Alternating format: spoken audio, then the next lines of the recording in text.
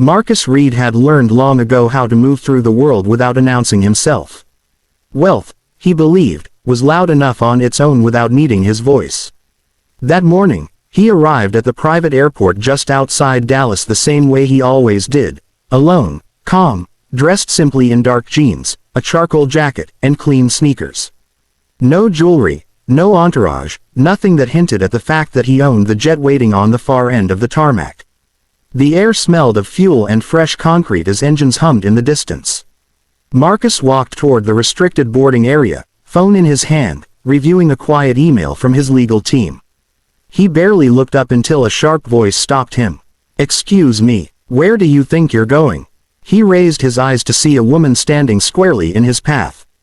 Her posture was rigid, her lips tight, her uniform perfectly pressed. The badge clipped to her chest read Karen Holt, Flight Supervisor. "I'm boarding," Marcus replied calmly, gesturing toward the jet ahead. Karen followed his gesture and let out a short, dismissive laugh. "That aircraft is private. This is not a public terminal." "Yes," Marcus said evenly. "I'm aware." Her eyes narrowed as she scanned him slowly, lingering on his clothes, his shoes, his face. "Sir, I deal with high-profile clients all day. I know who belongs here and who doesn't. You'll need to step back." A quiet tension settled in the air. Two mechanics nearby slowed their work. A pilot glanced over, sensing something off. Marcus kept his voice polite. "My name is Marcus Reed. I'm scheduled to depart in 20 minutes. Karen's expression hardened. "I don't care what name you give me. Unless you're crew or the registered owner, you are not permitted past this point." "I am the owner," Marcus said simply. The words barely landed before she scoffed. "That's enough. I won't tolerate lies. People like you think you can say anything and walk wherever you please." Something flickered behind Marcus's eyes, not anger, but recognition. He'd heard that phrase before. In boardrooms early in his career. In hotel lobbies. At charity galas where invitations somehow got lost. He inhaled slowly. "Then please," he said, "call the owner. Or the captain. I'll wait right here." Karen folded her arms. "I don't have time for this kind of game. You're causing a disruption." "I'm standing still," Marcus replied quietly. Her jaw tightened. "Security can escort you out if you refuse to comply." For a moment, Marcus considered showing his ID, pulling up documents, ending it quickly. But he didn't. Not this time. He slipped his phone into his pocket and met her eyes. "I'll wait," he said again. Around them, the airport seemed to hold its breath. The jet's engines were silent now, the open door visible in the distance, his door, his plane, just out of reach. And Marcus waited, knowing that truth, like flight, always found a way to rise. Karen Holt had been in charge of the private terminal for 7 years, long enough to believe she could read people in seconds. She prided herself on efficiency, on protecting clients, as she liked to say, but over time that pride had hardened into something sharper. As she stood facing the man who refused to leave the restricted area, she felt certain she was right. He didn't look like the owners she was used to. No tailored suit, no assistant trailing behind, no confident arrogance she associated with real power. She gestured impatiently toward the exit.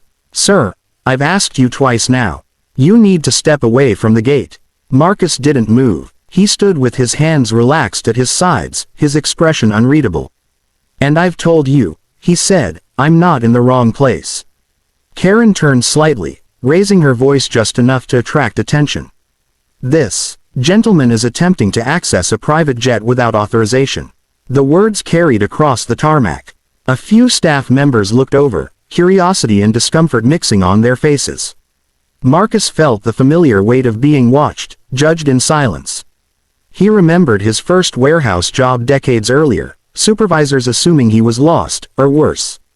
He had promised himself success would shield him from moments like this. He had been wrong. From the corner of his eye, Marcus saw the jet's co-pilot walking toward them, tablet in hand. The man slowed as he sensed tension.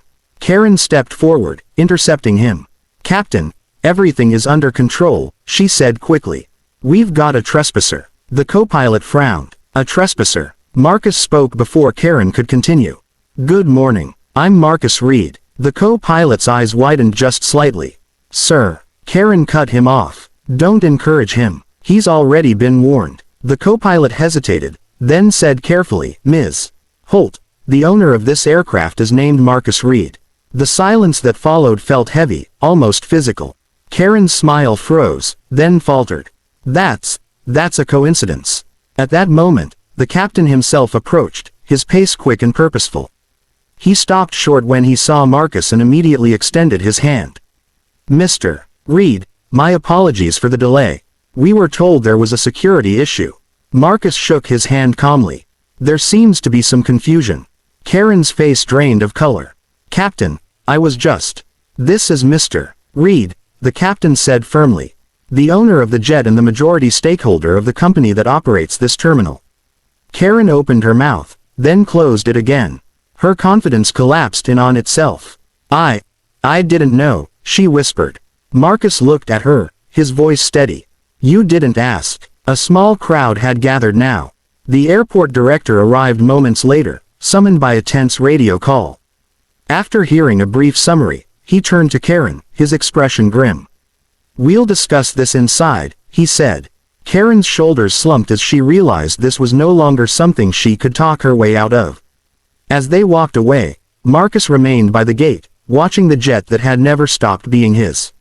The humiliation he'd felt minutes earlier began to fade, replaced not by satisfaction, but clarity.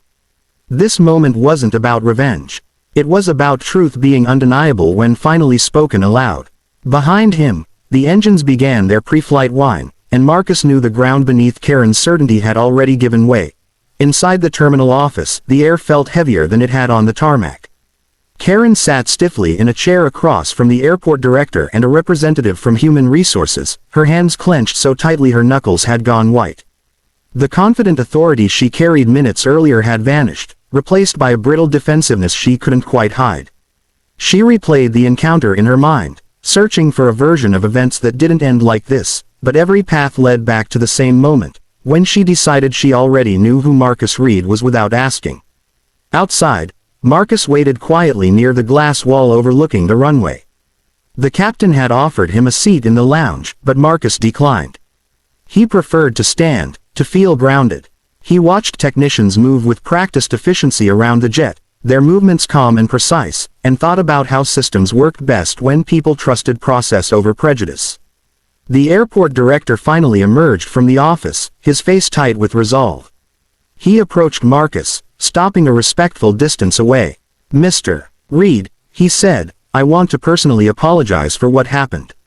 This behavior does not reflect our standards. Marcus nodded once. I appreciate that. The director exhaled. Ms. Holt's employment has been terminated effective immediately.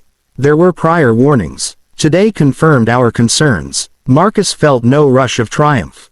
Only a quiet sadness that it had taken this long. I hope this leads to change, he said. It will, the director replied. We're implementing mandatory training and new oversight procedures across all partner terminals. Moments later, Karen walked past them, escorted by Auer. She didn't look up. The badge that once defined her authority was gone, replaced by an emptiness that followed her steps out of the building. As Marcus boarded the jet, the cabin felt familiar and reassuring. The captain closed the door, and the engines began to roar to life. Through the window, Marcus watched the terminal shrink as the plane rolled forward. As the jet lifted into the sky, Marcus leaned back in his seat, not thinking about the humiliation or the outcome, but about the quiet power of standing still. He knew the world wouldn't change overnight, but sometimes, all it took was one moment of truth to expose a lie people had grown comfortable believing. Above the clouds, the sunlight spilled freely, and for the first time that morning, Marcus allowed himself a small, peaceful smile.